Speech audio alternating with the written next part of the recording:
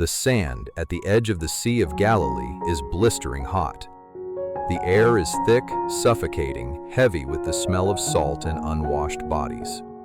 You are standing shoulder to shoulder with a desperate, crushing mob. Some of the men around you are zealots. They have iron daggers hidden deep inside their cloaks. They want a king with a sword who will march on Jerusalem, slit the throats of the oppressors, and burn the Roman banners to the ground.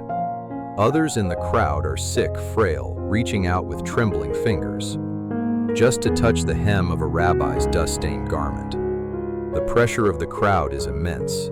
They are pushing, shoving, demanding a piece of him. Jesus of Nazareth steps backward. The crowd is surging forward, dangerously close to trampling him. He wades into the cool, shallow water and climbs into a wooden fishing boat, belonging to a pragmatic, hard-handed fisherman named Peter. Jesus sits down on the rough wood. The boat rocks gently in the tide.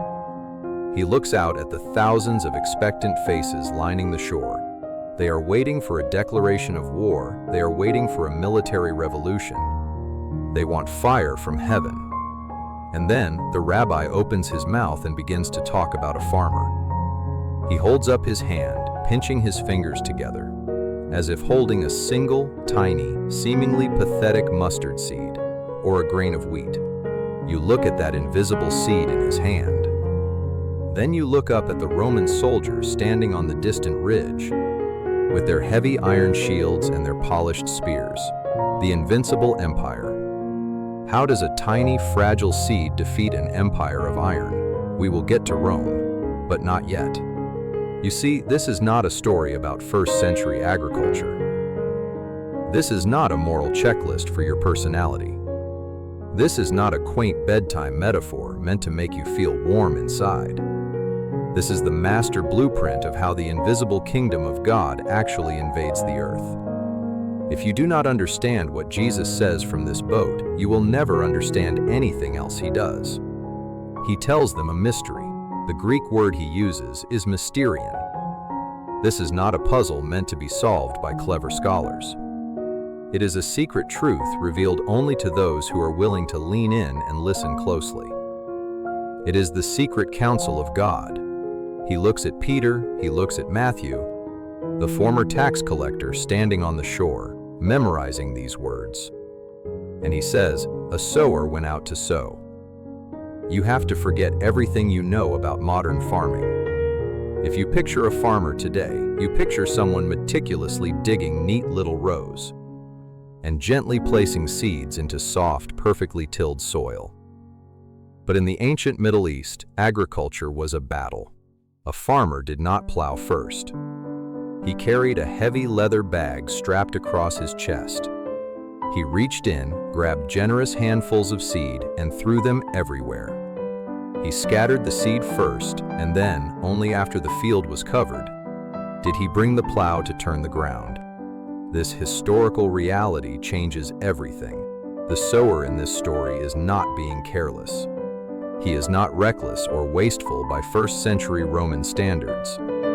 He is following the standard practice of his day, throwing the seed across every single inch of the field, giving every patch of dirt a chance to receive life. Some of that seed, Jesus says, falls along the path. This is the beaten ground. For centuries, shepherds, merchants, and weary soldiers have walked this exact, narrow line through the fields. The dirt is packed down, it is compressed so tight it might as well be solid concrete. The seed lands, but it cannot penetrate the surface. It just sits there, completely exposed to the elements. And before the sun even reaches its peak in the sky, the birds swoop down and swallow it whole. The opportunity is gone, violently snatched away before it even had a chance to rest. Jesus is looking right at the religious elite as he says this. The Pharisees, men whose hearts have been walked over by centuries of rigid, unbroken rules and political compromise. They have hardened themselves to protect their traditions. They hear the words of the kingdom. They hear the exact same message as everyone else. But their hearts are impenetrable. The truth bounces right off the surface. and the enemy comes immediately to steal the seed. Here is what most people miss. The sower does not stop, he keeps walking. He reaches into his bag and throws more seed. This time, it lands on rocky ground. But you have to understand the geography of Judea.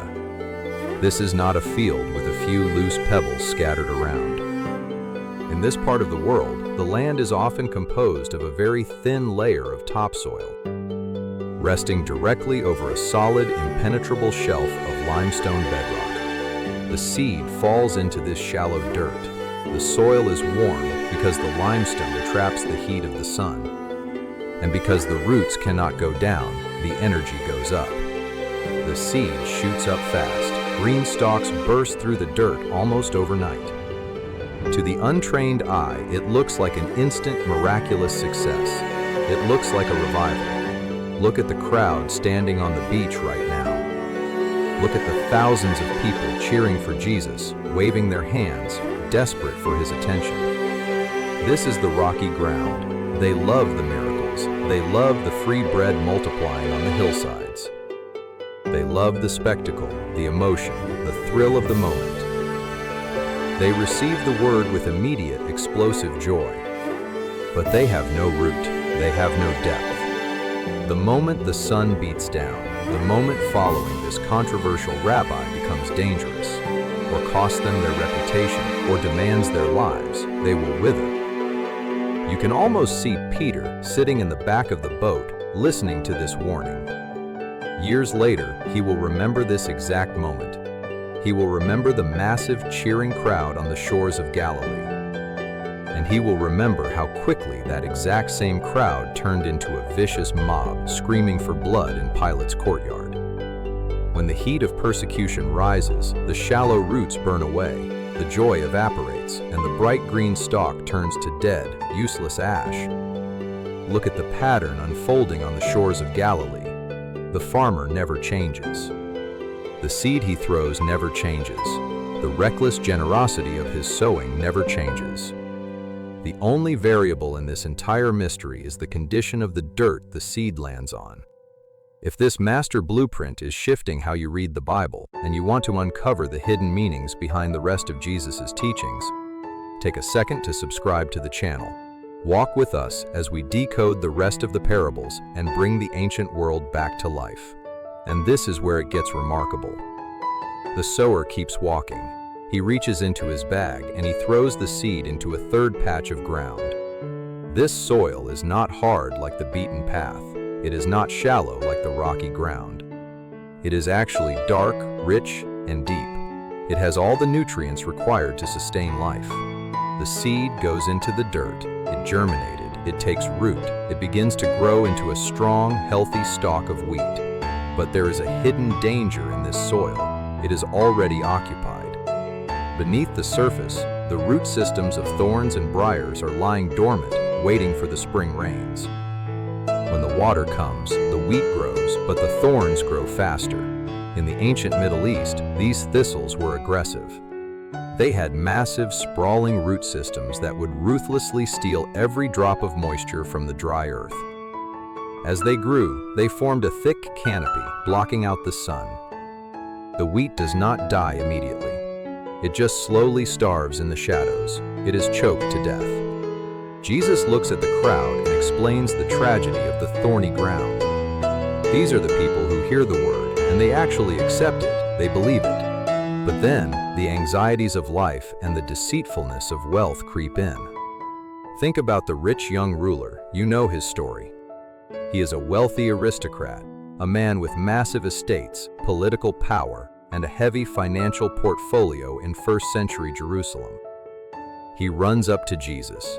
He falls on his knees in the dirt. He is hungry for truth. He asks what he must do to inherit eternal life.